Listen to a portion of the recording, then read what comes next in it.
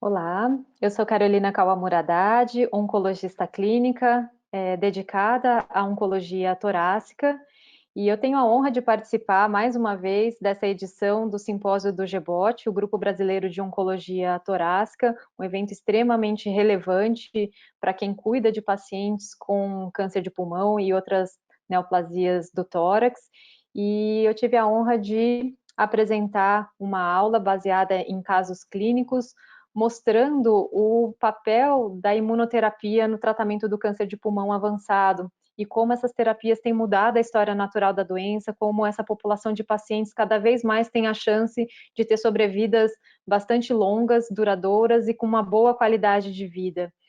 Foi muito interessante olhar que mesmo populações especiais como idosos e PS2, a gente já tem dados que corroboram o uso da imunoterapia ou de esquemas baseados em imunoterapia também para essa população que classicamente é excluída dos estudos de registro.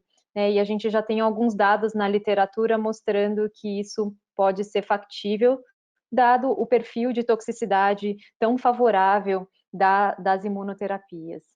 E hoje a gente tem uma série de tratamentos baseados em imunoterapia, recomendados para câncer de pulmão. Realmente eu conseguiria me lembrar de pelo menos 8 ou 9 estudos de fase 3 que corroboram algum esquema baseado em imunoterapia para o tratamento da doença avançada. E os dados mais maduros que nós temos realmente são aqueles que registraram a imunoterapia inicialmente em 2016, em 2017, 2018, e que a gente vê agora publicações mostrando como que é a sobrevida de mais longo prazo dessa população de pacientes.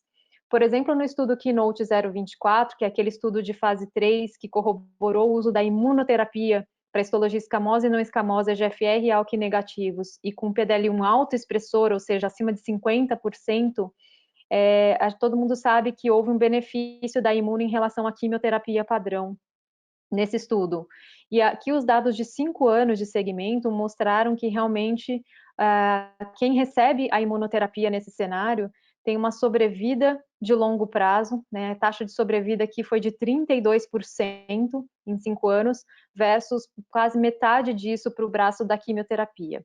E isso porque o braço da quimioterapia, cerca de 2/3 dos pacientes fizeram o crossover para o grupo da imunoterapia. Nesse estudo, então, a despeito da alta taxa de crossover do braço da quimioterapia para pembrolizumab, né, 2/3 dos pacientes, ainda assim a gente vê uma taxa de sobrevida em 5 anos que favorece muito a imunoterapia, né, 32% versus 16% aproximadamente.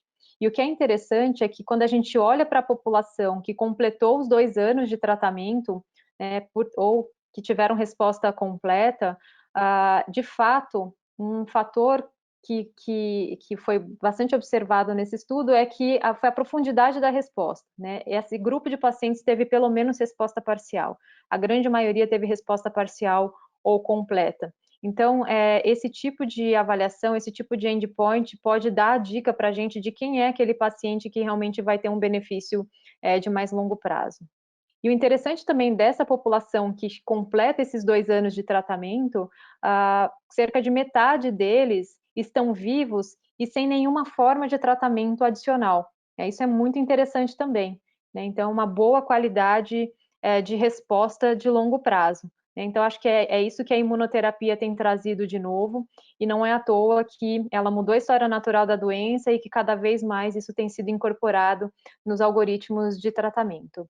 A gente já também tinha dados um pouco mais antigos, aí de 2018 e 2019, em relação ao uso do pembrolizumab em segunda linha. Esse cenário é cada vez mais raro, já que a gente tem utilizado a imunoterapia mais precocemente, mas para aqueles pacientes que eventualmente não recebem um tratamento baseado em imunoterapia na primeira linha, quando o fazem na segunda linha, esse perfil de respostas duradouras também pode ser observado para esse grupo de pacientes e principalmente aqueles que têm ou resposta parcial ou resposta completa.